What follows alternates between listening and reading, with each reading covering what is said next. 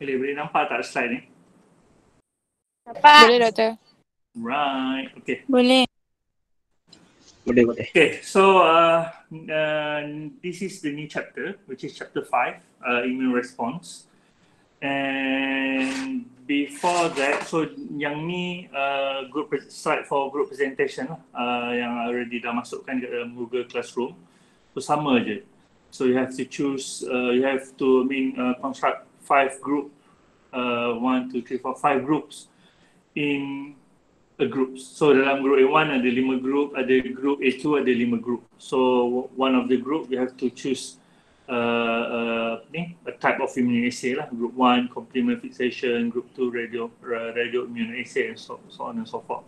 Okay, in the slides or presentation you should include principle, levels, classification, example of the test. Okay.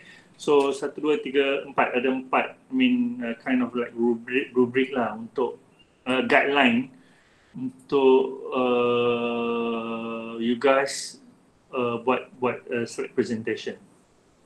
Okay, right. So in this chapter 5 in immune response we will go through its definitions, its clone selection. Doktor? Yes. Doktor, sorry for interrupt. Ada kawan saya nak masuk. Oh, kawan you nak masuk? Okay, sorry doktor. Baik. Kawan you nak masuk tapi dia tak ada ask pun. Dia kata dia tengah asking. Tengah asking? Minta dia asking balik. Keluar dan asking balik. Alright, doktor. Ya,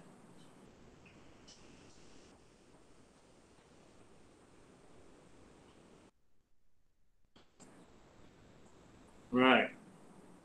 Welcome aboard, Bashira. Okay dah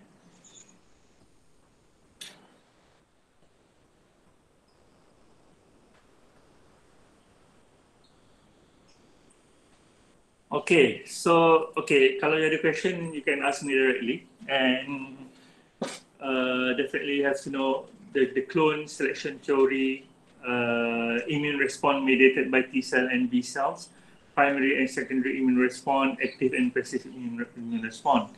But then hari ini I will cover up until immune response mediated by T cell and B cell. Alright, so there is a few subtopics,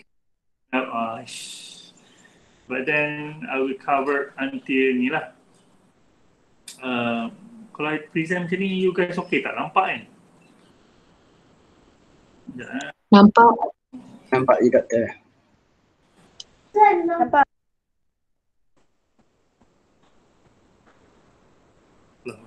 Okay. So immune responses, definition, directions to and interaction with substance interpreted by the body as non-self. So macam I cakap previously, anything that regards as a non-self body can trigger the immune response.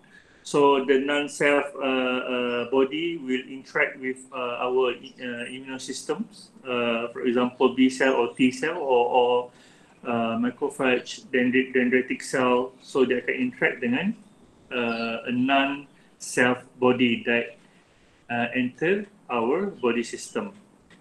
Okay, also called as immune reactions, because bila ada foreign substance, the immune response will initiate directions toward that particular foreign substance.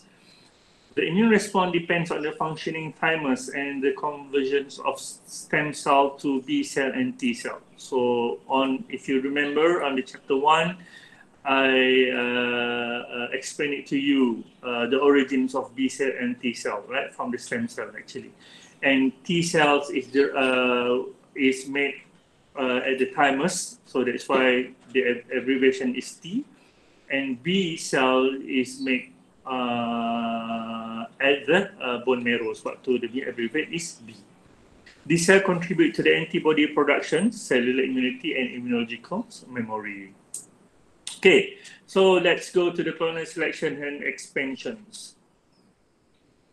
So what is the clonal selection? So it's the process by which some lymphocyte ni ni lah. Okay, kita punya sel darah putih destroyed and are allowed to mature. Okay, so not all lymphocyte can be matured, right? And recruited into immune response. Okay, it's only some of them. So lymphocytes bearing receptor for cell are lost through the process of clonal deletion before they become fully matured. So I will explain it to you the mechanisms during the clonal selections after this. When a matured naive lymphocyte binds to a particular antigen, the lymphocyte proliferates and differentiates to form a clone of cell or specific for that particular antigen. For example, B cell. Okay, for example, B cells, the naive B cell. Okay, so in order to become a matured B cell, naive B cell has to engage with the antigen or foreign substance. So after it engages, it will proliferate. No, it will differentiate into active B cells. Okay, mature B cell. So from there, from the active B cell, it needs some other helps, such as a T helper cell, to initiate the differentiations. So in the meanings of B cell, bila T cell dah T helper cell dah galakkan the B cell undergo differentiation, so B cell ni akan separate into differentiate into two types, which is the first one is memory B cell and the second one is effector B cell. Okay, effector B cell ni lah yang akan secrete out the antibodies, whereas the memory B cell ni yang as ni lah otak yang akan kenal ataupun remember all those foreign substance yang try to invade our immune system. Okay, so in the clonal selection and expansion, there is a theory behind. Okay, they call it a clonal selection theory. Okay, so basically clonal selection theory ni explains about the functions of the cells. All right, explain about the function of the cell of the immune system in response to specific antigen invading the body. So from the naive lymphocytes, they explain from the naive lymphocytes when it encounter a foreign substance. So dia akan kena, dia akan bind, dia akan undergo proliferations, akan undergo differentiations, and from differentiation apa yang akan berlaku. So all that are clonal selection theory. Siapa yang design clonal selection theory ni? An Australian doctor lah, back in 1957. From Australian doctor, the nama dia Frank something. Okay, you check lah, alright? Okay, so he proposed a clonal selection theory that still being used until today. Okay, so the specificity is determined before it exposed to the antigen. Binding of antigen to its specific receptor activates the cells, causing it to proliferate into a clone of cells. Okay, kita skip this one. I will explain to you in this picture, in this diagram. Okay, so this diagram basically, excuse me,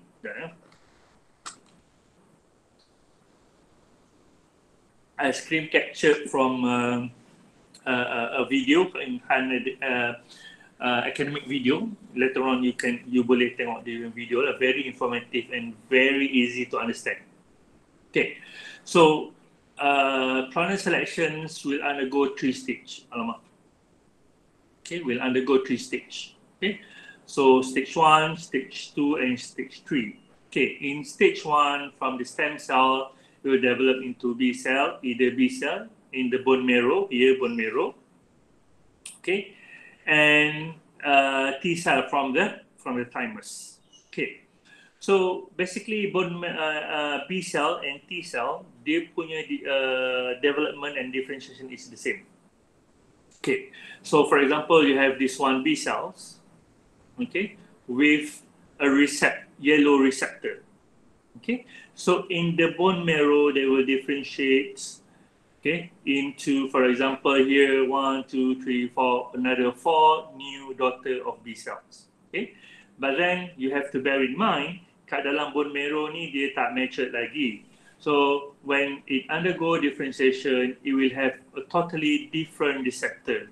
You know, like pink receptor, green receptor. This is pink. This is lighter pink lah, right? Light pink, green and yellow receptor. Okay, so why is this happens, right? Because from these parents B cells, it will undergo a slightly DNA modifications, and slightly, tak banyak, maybe the slightly modifications is the gene that code for the receptor itself. Okay, receptor. So that's why dunia badan sama, cuma receptor dia yang berbeza. So why they have a different receptor? Because there is a lot of unidentified, or there is a lot of types of foreign substance. Because you know, in the second lines or in humoral or cell medics, response it is a very specific. It needs very specific interactions. So that's why they have like billions of difference of thousands of difference of receptor on the B cell. Okay, so dekat dalam bone marrow, they can develop into different receptor. The same goes to the thymus. Okay, so parent dia dah ada receptor macam ni, but then dekat daughter cell, dekat daughter T cell dia punya receptor dia berbeza. Okay, so beza dia tadi supaya dia boleh recognize a variety of foreign substance. Okay, this is the first stage. Okay, so after they undergo differentiation, bone marrow, and they become matured, they will migrate into the, for example, here lymph nodes. All right, nearby your armpit. Okay, so dekat dalam armpit tu tadi, B cell and T cell will be migrated too. Okay, so they're waiting to undergo any called by the semboyan lah, to undergo war against the pathogens or antigen. So for example, there is a bacteria, right? A bacteria, I don't know, a protein, or we call it antigen lah. Antigen very general. There is antigens. Okay, antigen try to infect a cells. All right. Okay. So there is a two ways. Okay, this is stage number 2. Okay, so there is two ways. Either the antigen will directly fuse and pergi dekat lymph nodes, like suicide missions, or the antigens is being recognized by dendritic cells, and the dendritic cell will engulf, process and everything. And if you remember on the last chapter, dendritic cell is the types of APC, right? APC. What is APC? Okay, anyone? Siapa boleh bagi definition of APC?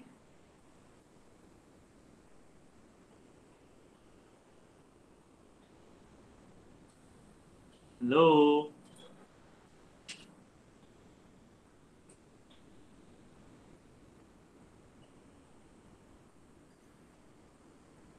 Hello, you guys dengar tak? Dengar. Okay, apa APC? Apa APC? Dendritic cell is a type of APC.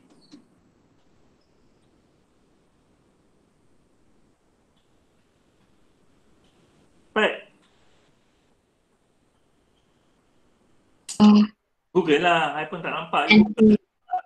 Antigen presenting cell. presenting cell. Antigen presenting cell. Okay, terima kasih Google. Right. So dendritic cells akan engulf the antigens, right? And it will, kalau APC dendritic cell, it will have like MHC2. Okay. So after it degrades all the protein ataupun enzyme tadi, it will presented on the surface of the dendritic cell by MHC2. Okay, so both pun masuk, antigen masuk, dendritic cell pun masuk. Okay, so dendritic cell can be recognized by the T cells, and solely antigen can be recognized by the B cell, for example. Okay, in this case, a B cell bearing a receptor green color that only recognize the specific epitopes on the antigen. Yang dua ni lagi tak boleh recognize. Okay, so hanya green saja recognize. Sama juga macam T cells. Okay, so T cell, the green T cell on the T cell with the green receptor only recognize the epitope that be presented by the APC or dendritic cell ataupun APC lah. Okay, so yang dua lagi ni doesn't functioning at all. Okay, biarpun dia banyak, like 1,000 in the lymph node floating around, but then none of them belum functioning lagi. Okay, so only these two are functioning. Okay, so when these two are functioning, they've been activated. Okay, from there they go to the third stage. All right, so the third stage, where again they will undergo proliferations and differentiations. Okay, so first differentiation. Jana? Okay, so it will undergo first proliferations lah, yang B cell with the green receptor tadi undergo proliferations. Okay, so proliferated daughter cell ni tadi akan undergo differentiations. So maybe dua B cell ni tadi akan jadi effector B cell, which is dia akan ataupun panggil plasma cell. Okay, where they akan secrete out the specific antibody toward this particular antigen. Okay, dan lagi satu ni tadi dia akan jadi memory B cell. So they akan recognize that they can have a memory, so that when the second infections, it will not take so long to neutralize those antigen. Okay, antigen tu masuk je, memory saya kenal. Okay, dia akan recruit. Okay, plasma cell, secret out antibodies. Kita bunuh dia serta-merta. Okay, that's it. Okay, sama juga macam T cell. Some of them will differentiate into affected T cell, cytotoxin T cell, or the memory T cell. Okay, faham eh? So all of this process, we call it clonal selections. Okay, and expansion. Sebab apa selection? So it select a specific B and T cell to undergo expansions. Okay, faham eh? Faham. Nice, faham. Alright. InsyaAllah. Okay, good. Alright. So basically, this is the summary of clonal selection and expansion.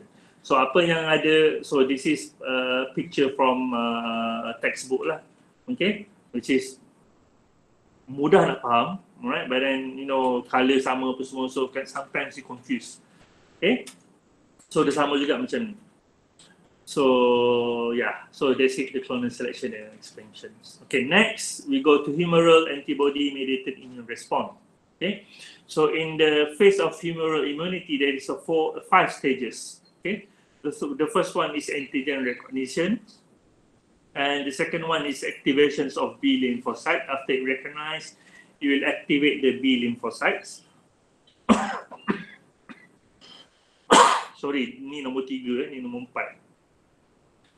And after that, it will undergo clonal expansion and differentiations, then effector functions.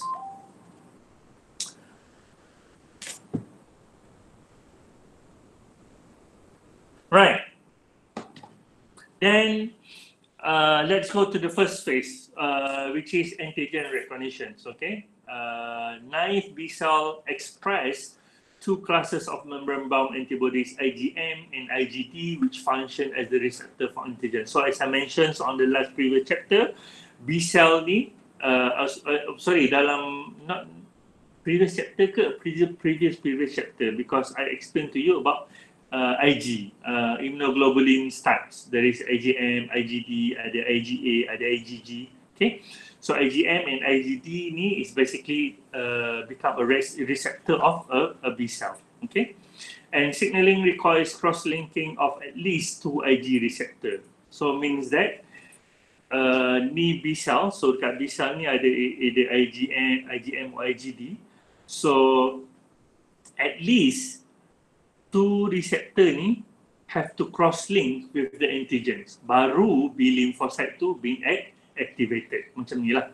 Okay. So for example ni IgM, just ignore about this one. Just, focus on this one. Right. So this is B cell, and on B cell there is IgD and IgM. IgD ni. Okay.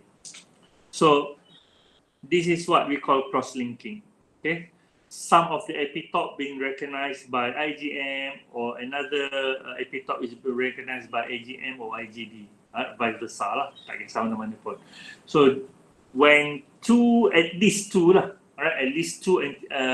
receptor yang recognized, baru kita panggil a cross linkage, receptor cross linkage.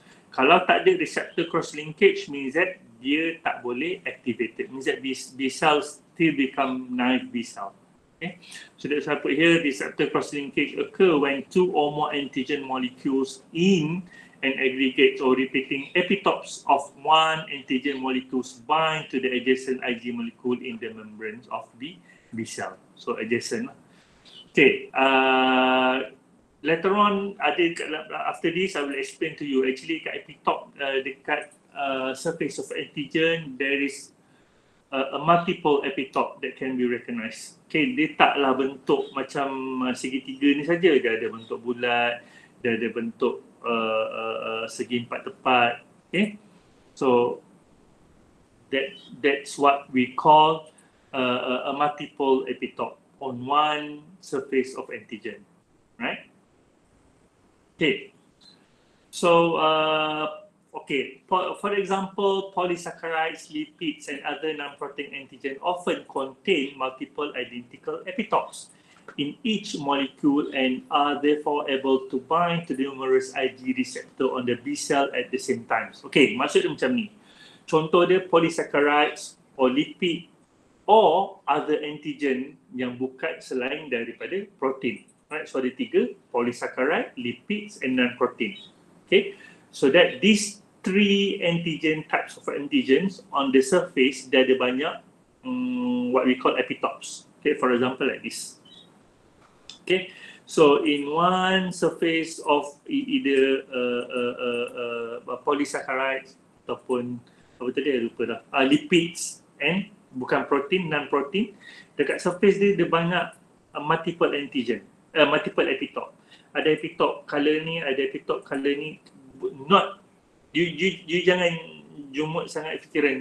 Epitope taklah bentuk macam ni. This is just want to show the variety of epitope, the difference of the epitope. Okay. So ada color merah bentuk segitiga, ada color biru, ada color yellow macam ni. So many epitope on the surface of the antigen. Okay, and that's only appear on the polysaccharide types, lipid types, and non-protein types. Okay, so bila dah banyak-banyak, when there is a lot of multiple epitope on the surface of the antigens, so that B cell receptor ni can recognize each of them. Okay, so that's why berlaku cross linkage.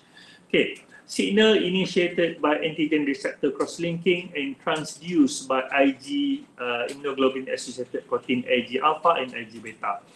Okay, so in the B cells there is a receptor and also the associates Ig protein, we call it Ig alpha and Ig beta, that transduce means that convey the signals.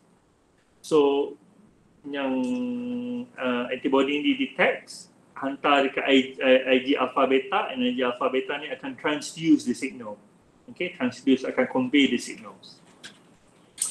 Okay, so then after it recognize, so lepas dia recognize like this, recognize, they will undergo activations of the B lymphocyte. There's two routes from B cell activations to produce of the antibodies. The first one is activation by thymus dependent antigen. We call it T dependent antigen.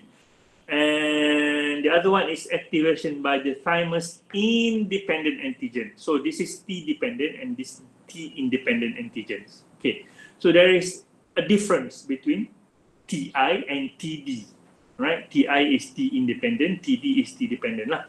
Make it short form. Okay, so I will summarize first the independent antigen first, thymus independent antigen. Okay, then next I will go thymus dependent antigen. Nak beda sikit lagi. Okay, so in thymus independent B cell activation, it's involved two signals. All right. The first one, the signal come from clusterings of BCR, B cell receptors. Okay, S. So it's involved two or more receptors. Okay, clustering ni banyak lah. Okay, this is clustering lah. Example of clustering. So IgM and IgD, they will form a clustering. Then they will recognize specifics or non-specific, specific epitope lah. Okay. So they recognize IgM recognize the blue color, right? IgD recognize the blue and dark blue color, something like that. Okay. So this is the first signals. Okay. Even though the first signal is there, but then B cell actually cannot be activated yet. All right, not yet. Okay. So bila dia recognize, so they're not activated, right? But then the signal transduced seems to be not enough. And the center kata, no, you tak boleh activate yet. At this moment tak boleh lagi. Because it need a second signals. So basically macam this is first step, this is second step lah. To ensure that B is activated, B cell is activated. Okay. And the second signal, we call it recognitions of other molecules of the antigens. Okay. So this is another receptor. Do you remember TLR?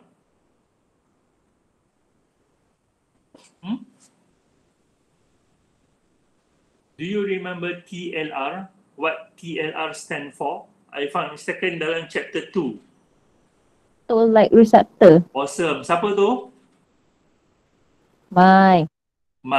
Okay. Awesome, Mai. Okay. So, thanks, Mai. So, TLR is a toll-like receptor. So, toll-like receptor ni pun dia kind of specifics. Dia akan recognize another different kinds of epitope on the surface of the antigens. So it show you that B cell is very specific. Okay, so it's very specific. Macam you ni lah, you ada macam rumah you you nak masuk rumah you ada pintu kayu, you ada grill, you ada lock lagi, dah ada lock, you ada mangga lagi, tak cukup mangga, you rantai lagi, right? So it means that bila orang nak masuk, pencuri nak masuk tu, it become more difficult for them. Okay, sama juga macam B cell ni. In order for them to activate, it need lot of signals. Okay, so that's why it become very specific. Okay, so when both of the signal is recognized, so then the B cell will undergo proliferations and differentiations, okay, of the activated B cells. Okay, so after that it will converted into plasma cell. Okay, kalau you ingat tadi, actually kat dalam ni gambar ni tadi, dia akan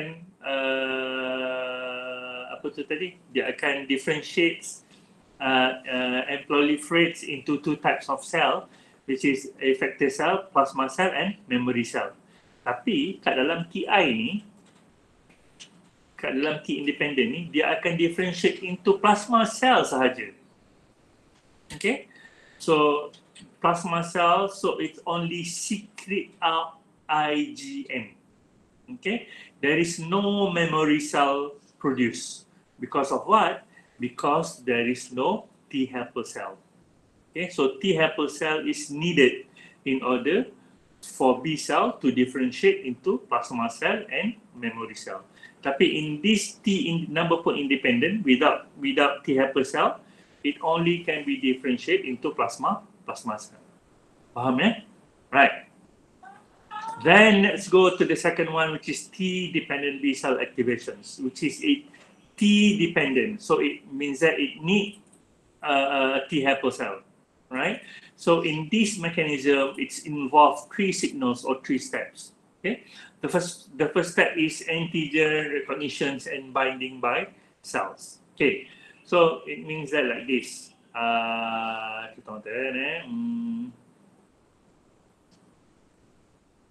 Okay, so this is B cell, right? And B cell recognize an antigen. Okay, antigens by the receptor, and bila dia dah recognize, dia akan undergo some degradation, so on and so forth, baru dia akan show up on the MHC2. Okay, so B cell also group in the APC, antigen presenting cell.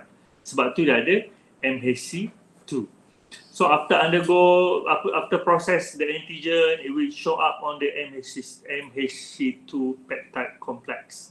Okay, you have to remember there is another receptor, they call it CD40, right, along the MHC2. Kalau you ingat last chapter, I beritahu you MHC1 dia ada co-receptor dia. MHC2 ada co-receptor dia. In this case, the co-receptor we call it CD40. Okay, right. So after B cell represents after T cell represent the antigens on the MHC2 surface, right? It will directly recognize by the matured T helper cells.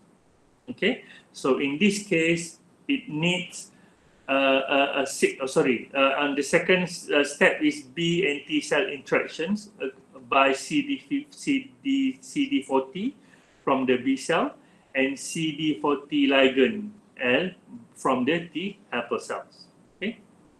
Okay. So this is an activate T helper cell. Okay. So T helper cell ni basically origin from naive T cell lah. Okay. So dia means that dia tak activate lagi. Okay. So how the T helper cell activate is like this. When macrophage, alright, tak kisahlah macrophage ke, dendritic cells ke, okay, recognize the same antigen. In this case, for example, I cakap ni antigen merah lah, right? The macrophage recognize antigen merah. So they engulf antigen merah tu tadi, the process, and they show dekat MHC class 2, right? Sama juga APC, So bila dia dah show up on MHC class 2 on the APC, naive T cell will recognize first.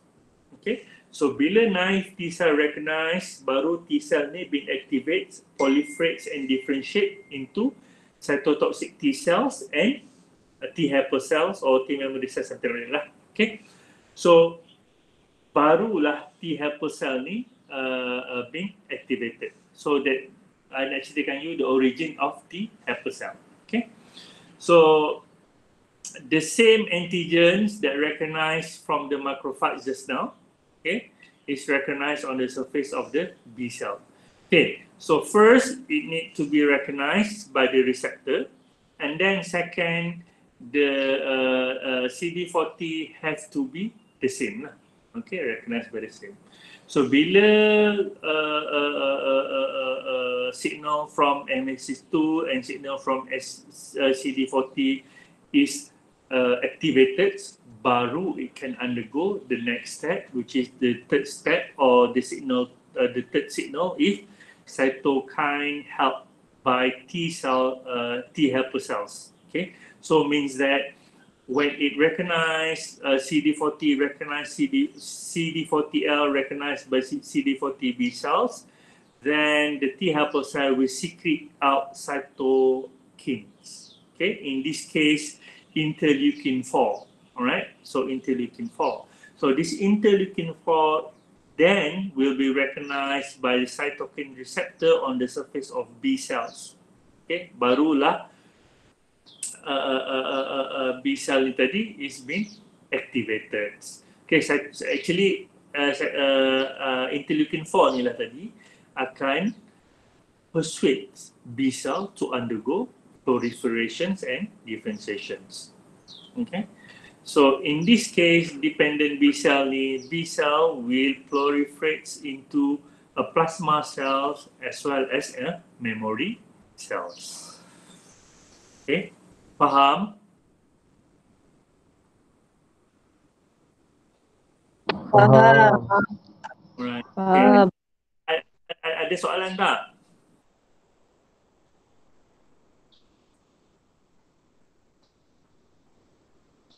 Tak ada. Okay. Okay, tak ada. Doktor. Bagus. Yes. So untuk 1, 2, 3 tu adalah stage dia ke? So dia macam stage je dah. Exactly, I cannot say as a stage because kat sini dia kata signal lah. So first dia kena, first apa ni? It have to be the first signal with the interactions of antigen dengan receptor. The second signal is from the CD40 and CD40L. And the third signal is cytokine signal that been detected by the cytokine receptor. The signal, tapi you can say as well as step lah. Okay sir. Thank you. Right. So basically yang ni, slide ni and slide ni is a summary of the slide yang you tengok, yang you ada ni lah. Right, yang ada kat sini. So it's a summary. Apa yang cerita kat sini sama je apa yang cerita dekat you tadi. Right? So jadi sampai mana. Okay. Then I guess I stop until here lah. Then next week I akan sambung the third factor, which is clonal expansion and differentiations. Slide nombor 25. Right? So I will continue slide nombor 25 next week. 25 ni. Tak apalah, ambil slide 25 lah.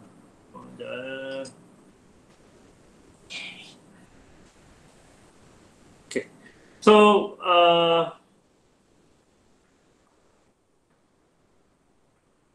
so far okay semua? Tak ada soalan nak tanya? Tak ada doktor. Right, good. Tengah hadam doktor. Dah hadap.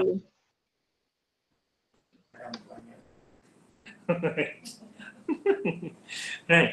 So kalau tak ada, I dah post attendance sheets on the Google Classroom. Nanti jangan lupa sign, and then I will post recorded versions of these sessions kat dalam GC nanti, ataupun I will upload kat dalam YouTube lah. So you boleh tengok bila nak final nanti. You tengoklah balik. Right? Okay? Okay doktor. Okay doktor, thank you. Okay. Doctor, Alright, thank you very doctor. much. Really appreciate it. Thank you doktor. Hi. Tak ada, I guess I'll stop until here now. Alright, okay. So, terima kasih semua. Assalamualaikum warahmatullahi wabarakatuh. Have a nice day. Bye. Thank you, Bye, doktor. doctor. Bye. Thank you doktor. Bye. Have a nice day. Thank you doktor. Doktor.